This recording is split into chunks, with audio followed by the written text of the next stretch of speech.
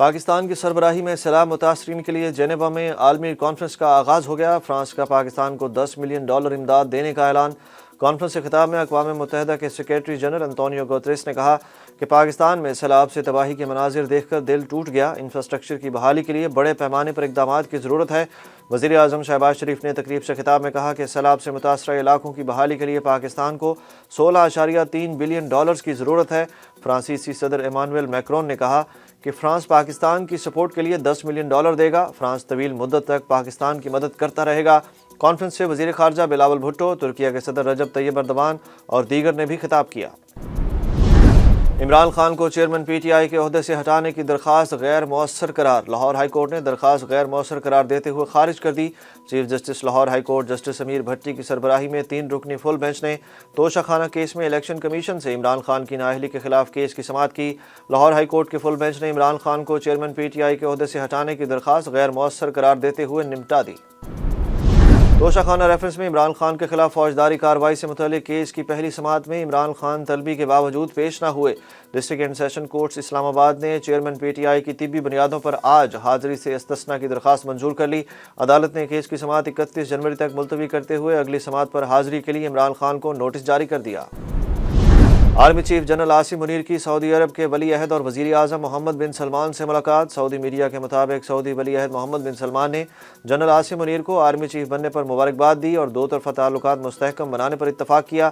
ملاقات میں سعودی عرب اور پاکستان کے درمیان فوجی اور دفاعی تعاون کو بھی فروغ دینے پر اتفاق ہوا۔ ولی عہد محمد بن سلمان نے سرمائی کیمپ میں Pakistani army chief general Asim Munir کا استقبال کیا۔ ایک روز قبل پاک فوج کے سربراہ کی عمرہ ادا کرنے پر خانہ کعبہ کے دروازے بھی کھولے گئے۔ پنجاب اسمبلی کا ممکنہ طور پر ہنگامہ خیز اجلاس آج ہو رہا ہے۔ گورنر پنجاب کی ہدایت کے برعکس ایجنڈے میں وزیر اعلیٰ کا اعتماد کا ووٹ شامل نہیں۔ 23 اکتوبر 2022 کو شروع ہونے والے سیشن کا 11واں اجلاس 16 روز کے وقفے کے بعد آج ہو رہا ہے۔ اسپیکر اسمبلی سبطین خان کی زیر صدارت اجلاس میں 5 بل پیش کیے جائیں گے۔ پنجاب اسمبلی کے اجلاس سے قبل نون لیگ نے پنجاب کی پارلیمانی پارٹی کا اجلاس بھی طلب کر لیا۔ نون لیگ کے اراکین صوبائی اسمبلی کو لاہور میں رہنے کی ہدایت بھی کر دی گئی۔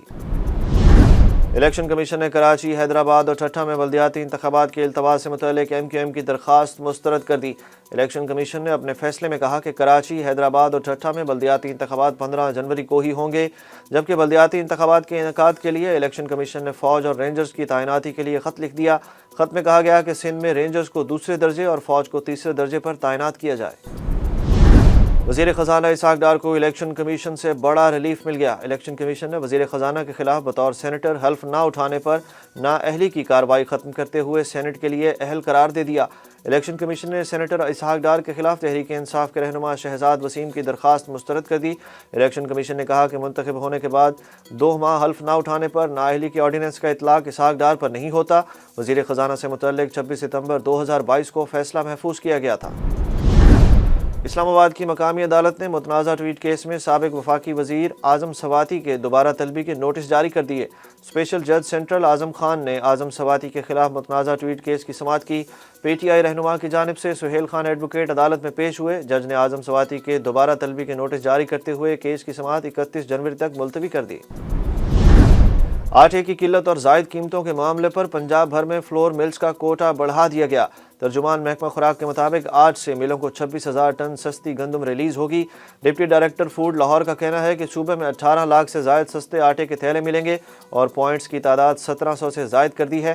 آٹا پوائنٹس پر 4 لاکھ سستے آٹے کے تھیلے فروخت ہوں گے۔ وزیر اعلیٰ پنجاب پرویز الہی نے کہا کہ سستے آٹے کی فراہمی کے لیے مؤثر اقدامات کیے گئے ہیں۔ حکومت کے اقدامات سے صوبہ بھر میں آٹا دستیاب ہے۔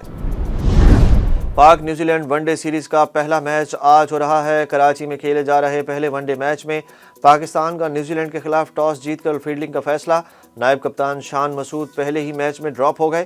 پاکستانی کھلاڑی اسامہ میر آج ڈیبیو کر رہے ہیں۔ نیوزی لینڈ کے fast bowler Matt Henry injury کے باعث پاکستان کے خلاف ون ڈے سیریز سے باہر ہو گئے۔ یوٹیوبر عادل راجہ کے کبرا خان سمیت 4 معروف اداکاراؤں پر سنگین الزامات کے بعد ایف آئی اے نے سوشل میڈیا پر جاری مہم میں ملوث اکاؤنٹ سے متعلق رپورٹ پیش کر دی۔ ایف آئی اے نے رپورٹ میں بتایا کہ اداکارہ کی درخواست پر 27 سوشل میڈیا اکاؤنٹس کے خلاف کارروائی شروع کر دی گئی ہے۔ پی ٹی اے کو یوٹیوب، ٹویٹر، انسٹاگرام سمیت دیگر اکاؤنٹس بلاک کرنے کا کہہ دیا گیا۔